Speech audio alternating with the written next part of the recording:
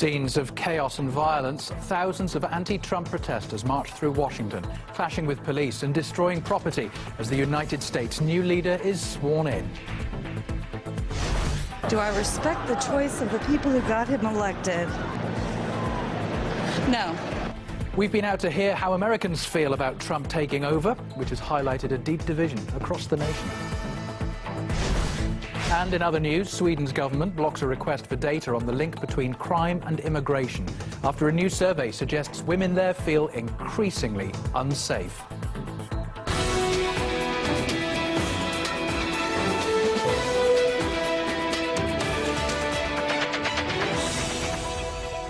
Hello there, midday in Moscow. It's Saturday. My name's Colin Bray. Welcome to RT International. One main story dominating today, and that's the opening of a new chapter in the Washington White House. And as Donald Trump was being sworn in as the 45th President of the United States, protests erupted around the globe against his inauguration, including violent clashes between demonstrators and police in Washington, D.C.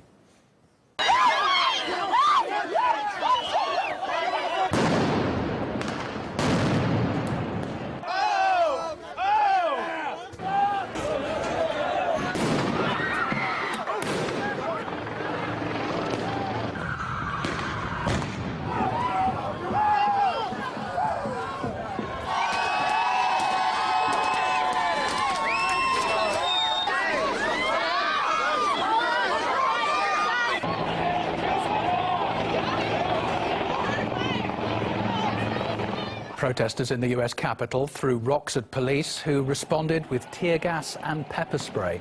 A number of officers were injured in those clashes. Demonstrators also smashed windows, torched cars and burned signs bearing Trump's name, with reports saying that some were armed with hammers and crowbars. More than 200 people have been arrested. Our correspondents have been out in Washington and into New York to ask anti-Trump demonstrators what keeps them driving through this protest against his election. Do you respect the choice of the people who got him elected? Do I respect the choice of the people who got him elected? Because it seems like when you're saying, yeah, do you? No, I don't. If it was a democracy, he wouldn't be president. So you don't think he was democratically elected? No. Most of the people voted against him. The Electoral College, you know, gives more power to some states, and so he won according to the U.S. Constitution, right? That's true. I think that our democracy is in real trouble. Based on the involvement, the Russian involvement in this election, I think our democracy is in real trouble because of it. So, Isn't it in trouble? Isn't it in trouble because of people saying that Trump is illegitimate and disrespecting in many ways the vote of the people who chose him? well, I'm not going to say that I disagree with that statement. I'm going to say that I don't think it was a free and fair election. What makes you say that Putin got Trump elected? I don't know. I was just thinking, like, because... Because everybody else is saying that? No, because there was leaked information from the same spy that leaked Watergate, so it's like... What information? What good information? I don't know. I can't think of it on the spot. What if it was the other way around? Yes. What if Trump lost and Trump Right. voters took to the streets and started smashing windows and saying Clinton is illegitimate? Well, Would you? No, that would be their right. They'd be wrong, but it would be their right to do it. Well, anger over Trump taking over even reached his inauguration ceremony.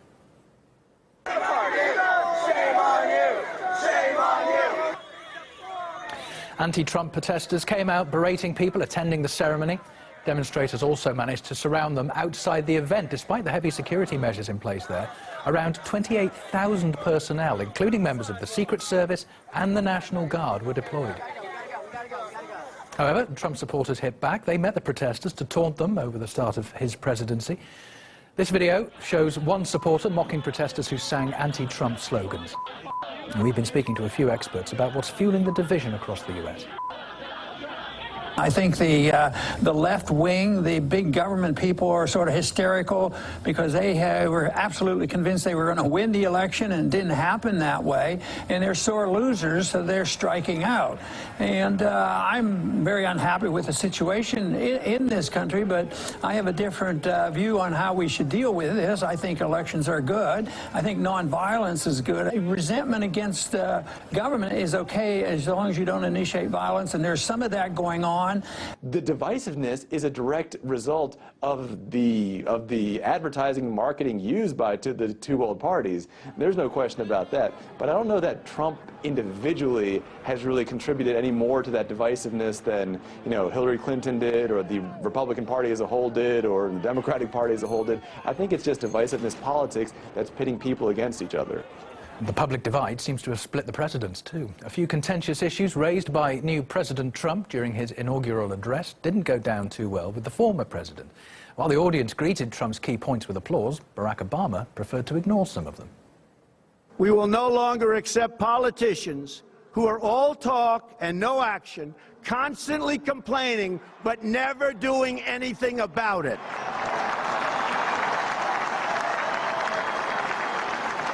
We will reinforce old alliances and form new ones, and unite the civilized world against radical Islamic terrorism, which we will eradicate completely from the face of the earth.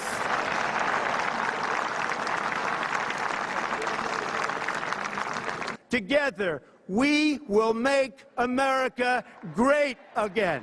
Thank you, God bless you, and God bless America. Andrew Farmer looked closer at Trump's big speech with award-winning American journalist Chris Hedges and media analyst Lionel. What that speech was a Rorschach test. Now, to the lofty media elites, I hate to use that term, but I will, they looked at it and they parsed it and dissected it and then broke it apart and deconstructed it. To a lot of people, they listened to him and they said, this guy's speaking to me and I love it. To a lot of people, that is precisely what they wanted to hear. That is precisely why they voted for him, and that's precisely why it invigorated him. Frankly, he's just keeping with Trump's very bare bones, kind of basic style. I think the danger is this, and I look at Trump as kind of what anthropologists call emblematic of a crisis cult. America is in crisis. It tends to cough up these figures who make promises that can't be kept. Everyone will have jobs again. America will be renewed. America will be great again. And given the demagogic nature of Trump, everything he's done so far, whether you or anybody likes it, is work. And I'll go one step further. Whether you like it or anybody likes it, he is a genius. Do you know what he did? He came along and not only destroyed 16 of the best, the brightest, the biggest, the most funded Republican vanguard, and Hillary Clinton, a power in her own right, and Bernie Sanders, and the media, and Washington. He beat them all and won. And you think all of a sudden, not you, I'm not saying you, but you rhetorically, the royal you think all of a sudden he's going to sit back and say, oh no, I'm going to comport myself in a way that's more presidential. Are you kidding? You ain't seen nothing yet. What I expect to see is that as these billionaires that have surrounded them turbocharge neoliberalism and austerity, all of the programs that have essentially stripped or harvested the country, that he will use his platform to scapegoat, to blame elements within the society, undocumented workers, Muslims, African Americans, liberals, whoever, for the fact that things aren't going right. And that's what I worry about.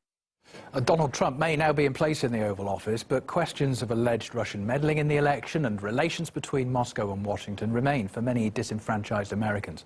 Murad Gazdiev has more on that. Could Trump really be a Russian agent? Has the Kremlin really managed to put its puppet on the American throne? It would be the greatest conspiracy of modern times, a new age where America belongs to Russia. Why is he so devoted to Putin? Gushing again over Vladimir Putin. He's what the Russians call a useful idiot. Basically a Russian asset. Russia. Donald Trump. Vladimir Putin. Vladimir, I'm sorry, but I didn't know you were coming, so I do not have a gift for you. Please, Mr. Trump, you are the gift.